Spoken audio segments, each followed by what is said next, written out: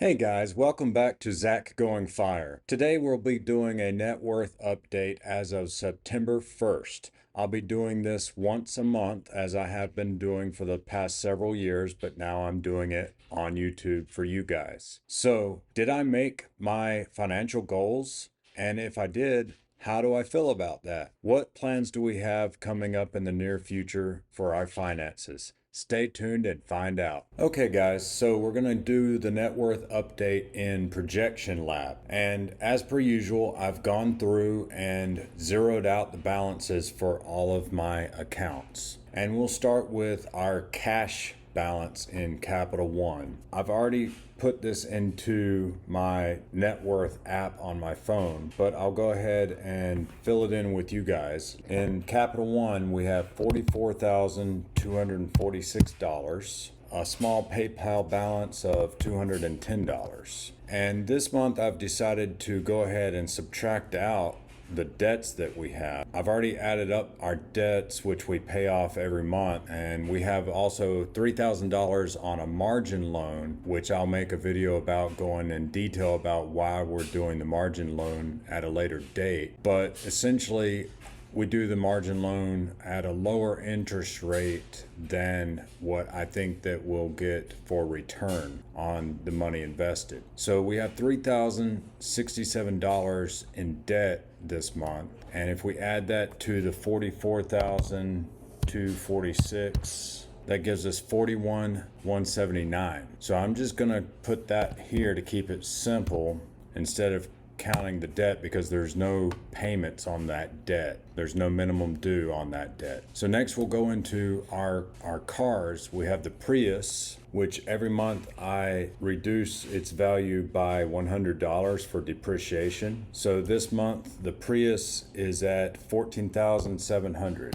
And then the Mustang, we actually look up what we could sell that for on a private selling, and that is at $17,523. So next we'll go into our investment accounts. We'll start with our taxable M1 account. I also call that our bridge account. That has a balance of $148,501. That's conservatively invested, and that's what we'll be pulling from first when we retire. That should last us at least a couple of years. We have the Fidelity Carnival account, which had a balance of $16,724. The HSA with Fidelity had a balance of $16,724. Nope, I'm sorry.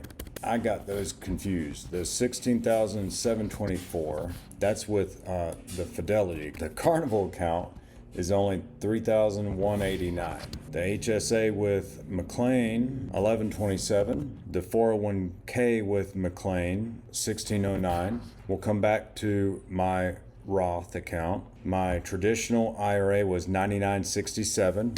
Mindy's Roth account was $275,535. Mindy's IRA was $82.62.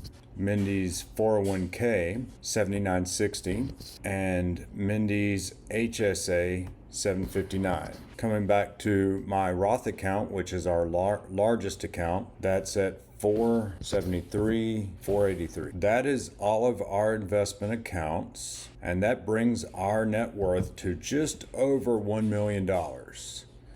Now, this has been a life goal of mine to reach $1 million. And on the one hand, I feel like celebrating, but on the other hand, it's really not going to be enough for us to not have to work anymore. Now, some of you might be looking at that and saying that's way more than enough money.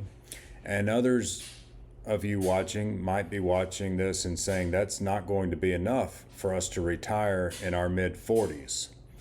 The thing is, when you retire in your mid-40s, you're going to need a lot more money to last until you're in your 80s or 90s if you want to be able to travel and live the life that we want to live. So I'm going to pull up our budget here, and I've shared this before, but in our budget, if we wanted to live the life we want, we're going to need about $53,000 a year, which is about $1.3 million that we need. So we don't quite have that. We do have enough though if we expect to earn at least 26 or 27,000 a year as a travel agent, which I believe that we'll be able to do. So we have enough to cover that using the 25 times rule, or in other words, the 4% rule. There's Midnight making an appearance. So how do I feel about this, and where does that leave us now? Mindy is currently in Cleveland, Ohio, doing some boot camp training for being a travel agent. I plan on working probably until next June, but you never know. We might retire sooner than that.